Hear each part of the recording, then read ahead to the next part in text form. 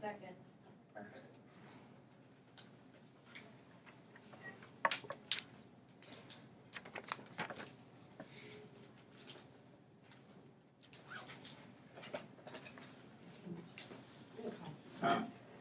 Colin, here we go. When you think of a family tradition, what do you think of?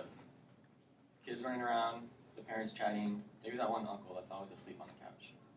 Well, when I think of my family, that's exactly what I think of every Sunday night when I go to my grandma's house. Just like everybody else's family, we're very busy, but there's one thing we always look forward to, and that's Sunday nights at my grandparents' house. It's really just a time where we can all just sit together and eat food and play games and just at the end of the day talk and bond with each other. At the beginning of the night, we always make dinner. My grandma loves to cook, but she's not the only one that loves to cook. We all cook together. We all make a little portion of the meal, and together we all make a really big dinner out of it. And we eat together, and after we're done eating, that's when we can start playing games. The kids will sometimes go around and play games like tag and hide and go seek. And then if they're not up to that, then we can play card games with my grandparents. My grandparents have this really big closet that's full of puzzles and board games and even card games.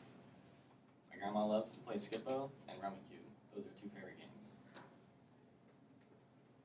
When we play at this old, dimly lit table, and it always smelled like old people. But it was a really fun time. I always enjoyed it. I got to spend time with my grandparents, and I also got to play games. After we were done playing games, that's when we would just sit around and talk. We would sit around, we would say anything we want, anything that was on our mind.